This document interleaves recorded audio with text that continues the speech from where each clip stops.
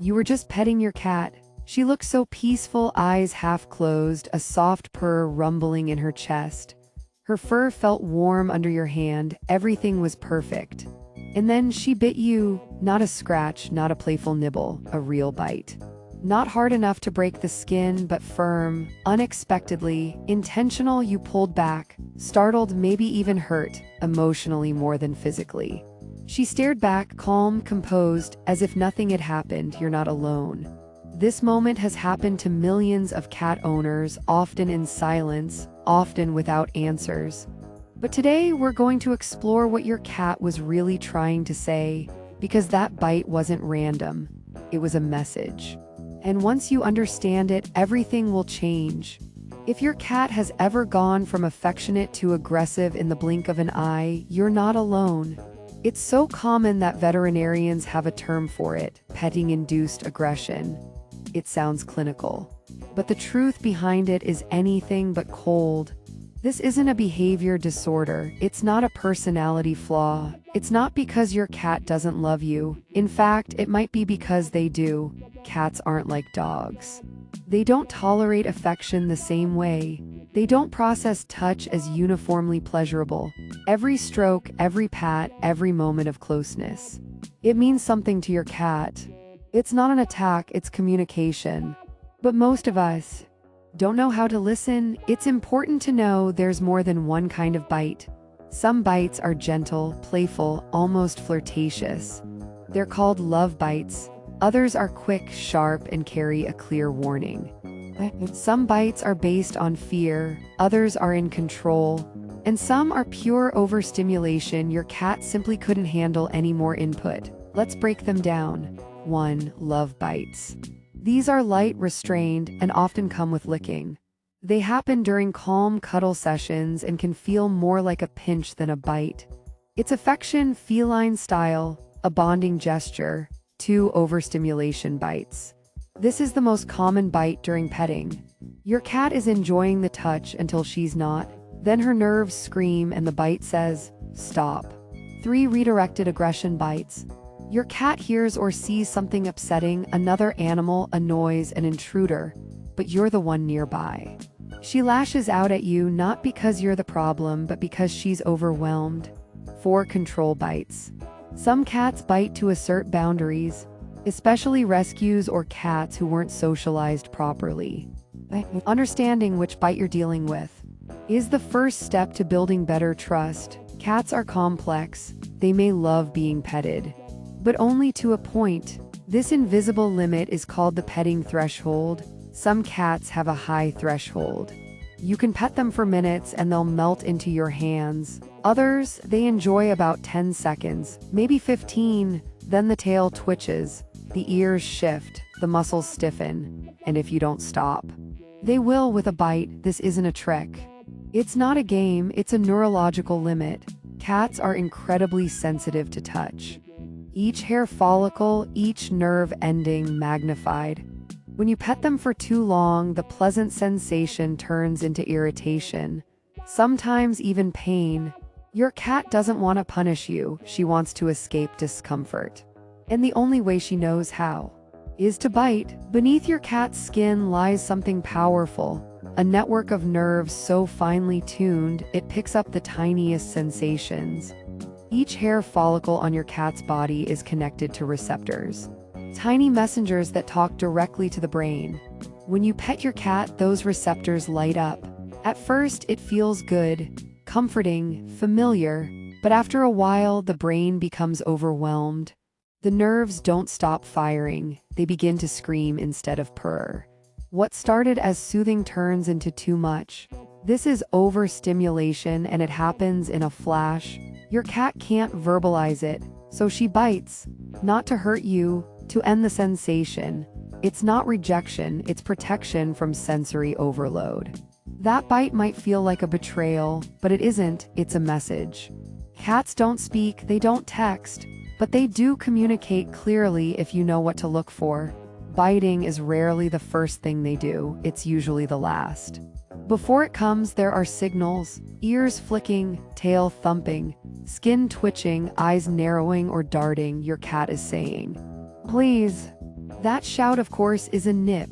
Most petting sessions don't go bad without a warning. The trouble is, many of us don't see the signs until it's too late. Cats communicate with the subtle. Here are the key early warnings that a bite may be coming: tail twitching, a soft swish is fine. But a sharp, fast flick, that's an irritation. Pupil dilation, big round eyes equals rising adrenaline. Skin rippling looks like a little wave on their back. It means nerves are firing. Ears rotating or pulling back, the flatter they go, the closer the bite. A sudden freeze. Cats may pause completely just before they strike. It's not about memorizing every signal, it's about presence. Paying attention to her body like she pays attention to yours. She's not trying to confuse you, she's trying to be heard. We've been taught to fear the bite, to see it as anger, dominance, even betrayal. But most of the time, it's none of those things, it's communication. Cats that trust you, really trust you, will often use a soft bite instead of a full swipe. It's their way of holding up a sign that says, "Too much." In kittenhood, cats bite each other constantly, during play, during correction, during affection. Mother cats will bite their kittens to guide or discipline. Not to hurt them, but to direct them. The bite isn't violence, it's language. When we shift our perspective, we stop fearing it. We start listening to it, and we begin building a better bond. Every cat has a past, and that past shapes their present behavior. A kitten that's handled gently and consistently from a young age will often grow up to tolerate petting with ease. They've learned human touch is safe, predictable, good. But what about kittens who weren't held enough? Or were weaned too early, or came from the streets? These cats grow up with confusion around closeness. They may crave affection yet fear it. They may line into your hand, then bite it. They may never have learned the difference between play, fear, or calm, and biting becomes their fallback language. Because trauma doesn't always look like fear, sometimes it looks like teeth. No two cats are the same. Some will crawl into your lap the moment you sit down. Others will stare from across the room, curious but distant. Some melt under your touch, others flinch. The reason, triggers. Every cat has its own history, its own version of comfort, its own rules for what feels safe and what doesn't. One cat may have been overhandled as a kitten. Another may have been ignored. Still another may carry memories you'll never fully understand. Touch them the wrong way in the wrong moment, and a bite becomes their only way to say, "Please." Your job isn't to fix your cat, it's to observe, to honor, to learn. And the more you learn, the fewer bites you'll receive. Breed doesn't define your cat, but it can influence her personality. Certain breeds are known for being tolerant, even cuddly. Ragdolls are famously relaxed, earning the name from the way they go limp in your arms. Maine Coons tend to be affectionate giants, often patient with handling. Siamese are vocal and emotionally complex, prone to overstimulation if not read properly. Tortoiseshells and calicos are known for having what some call tortitude, strong personalities, clear preferences. But at the end of the day, it's not about fur color or pedigree. It's about who your cat is. Is she bold, shy, sensitive? Confident? Touch and trust must align with personality. And that's something no breed chart can fully capture. It's not just about how long you pet your cat, it's about where. Certain places on a cat's body are commonly safe and soothing: behind the ears, under the chin, along the cheeks, the crown of the head. These are zones associated with grooming and affection in feline language. But some places are risky. The belly, the base of the tail, the legs or paws, the lower back. These areas are rich in nerve endings, vulnerable, private. Many cats don't want you touching them there, at least not without a deep trust. The golden rule: let your cat guide the touch, let her lean in, let her show you what feels good. Not every hand needs to lead. Sometimes it needs to follow. Cats have boundaries. Some are invisible until crossed. Others are loud and clear. One of the most misunderstood zones is the belly. Your cat may roll over, exposing it, but don't be fooled. This isn't always an invitation. Often, it's a display of trust, not a request for touch. Other no-go zones. Paws packed with nerves, essential for balance and hunting. Most cats guard them fiercely. Tail used for balance and communication. Touching it without warning can trigger annoyance. Hind legs and lower back may be sensitive or sore, especially in older cats. Just like humans, cats have physical and emotional boundaries. Respecting them makes you a safer, more trusted companion. Before the bite, there is always a sign. Cats use their entire bodies to speak. It's a quiet language, but a powerful one. The more fluent you become in your cat's language, the more connected you will feel, and the less likely that moment of miscommunication will end in a bite. Not all bites are created equal. Some are gentle, tender, almost affectionate. Others are swift, sharp, and unmistakably serious. Love bites usually feel like tiny pinches. Your cat may bite, then lick, or nibble your hand during petting without breaking skin. It's often paired with purring, soft eyes, or kneading. Real bites, on the other hand, are defensive. They come with flattened ears, twitching tails, and tense posture. They may break skin or come close. One is a kiss, the other is a boundary. Learning to tell the difference means knowing your cat's mood, her history, and her voice, even when it's silent. Most bites don't come out of nowhere. There is always a moment, a flicker, when your cat is trying to tell you something. But if you're not paying attention, you'll miss it. Overstimulation begins quietly. It starts with something small, a stiffening of the back, a slight quiver of the tail, a pause in the purring, a glance not relaxed but sharp, a paw slowly lifted, hovering in the air. These are not random movements. They are warnings. It's not a drama, it's not manipulation. It's a biological response to sensory overload.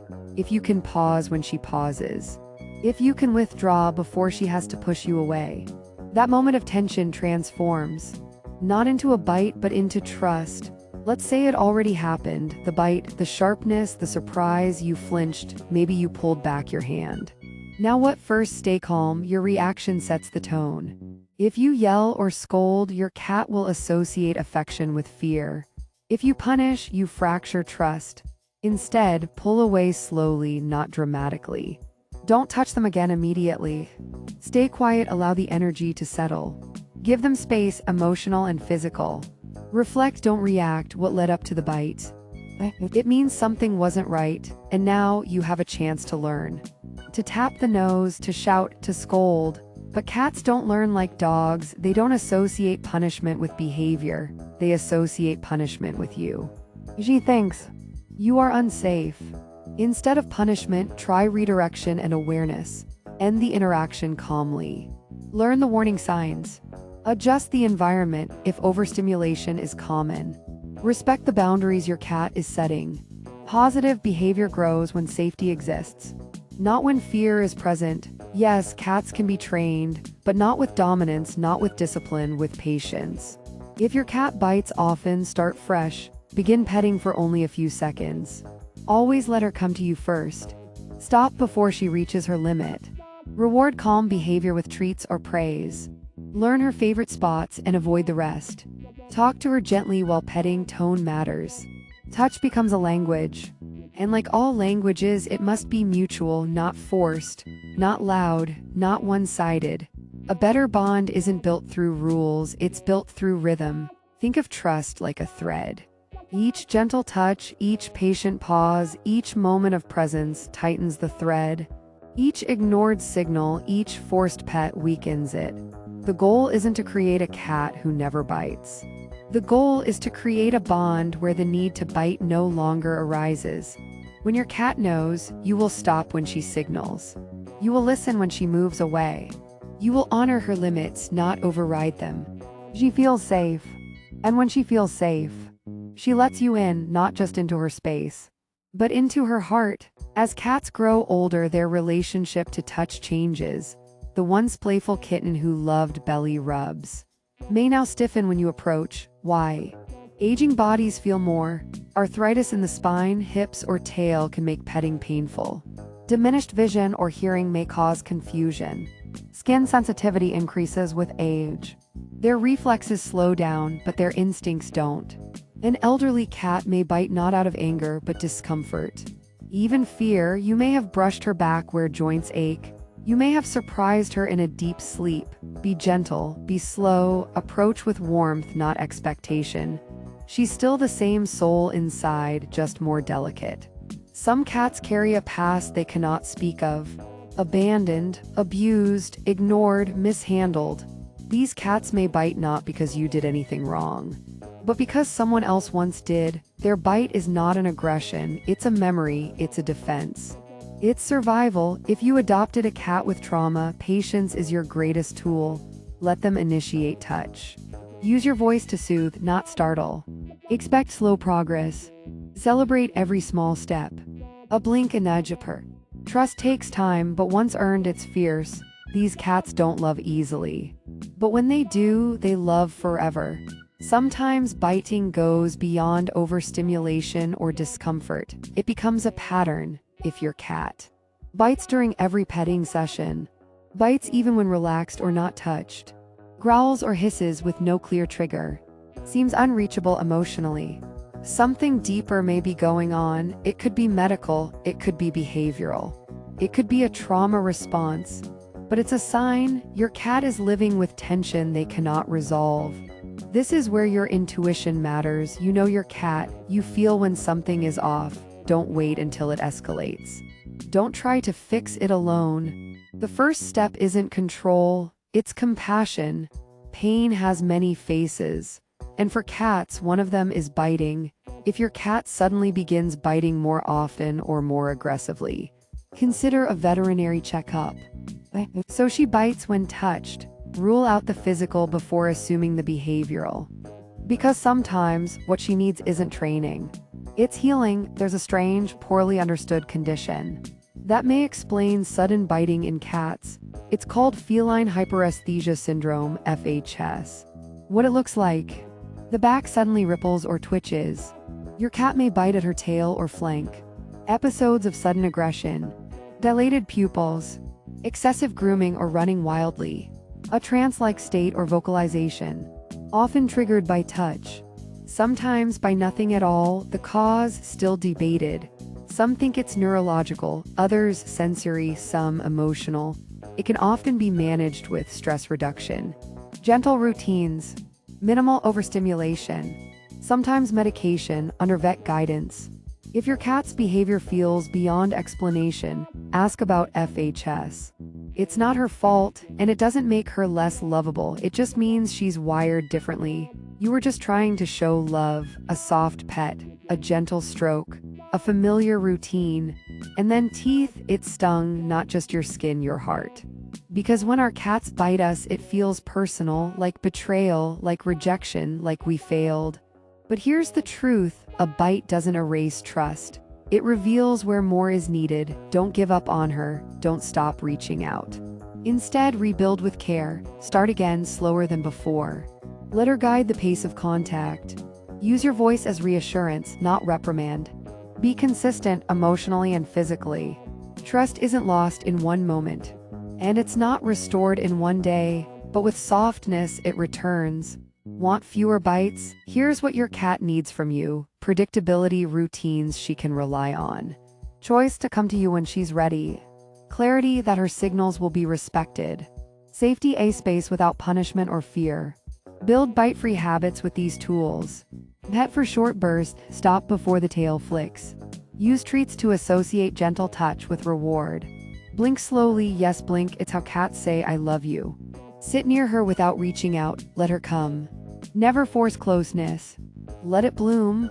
With time, your cat may surprise you: a forehead against your hand, a purr you didn't expect, a connection wordless but deep. You didn't get bit today, that matters. Your cat leaned in for a head rub. She let you touch her paw for a second longer. She didn't flinch when you walked by. Celebrate that. Progress with cats is quiet, gentle, slow. It's not measured in tricks or cuddles, it's measured in comfort, in trust, in mutual choice. Write down the small wins. Remember them. They'll carry you through the setbacks, because every calm moment is a step forward, and every bite-free day is a shared victory. This journey is about more than petting. It's about letting go of fear, letting go of blame, and learning to love differently.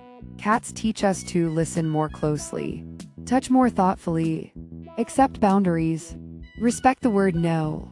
They remind us that love isn't always loud or obvious. Sometimes it looks like space, sometimes it sounds like silence, and when a cat bites, it's not the end of love. It's a call to listen deeper. If your cat could speak, here's what she might say. I didn't mean to scare you, I just didn't know how else to speak. I love you, but sometimes my nerves take over. I'm trying to feel safe, to let my guard down. Every time you slow down for me, I notice. Every time you don't yell, I relax. Every time you try again, I feel seen. I'm not perfect, but I'm yours. So the next time she bites, pause, not with anger, but with curiosity. Because love isn't always soft. Sometimes it comes with claws, but it's still love.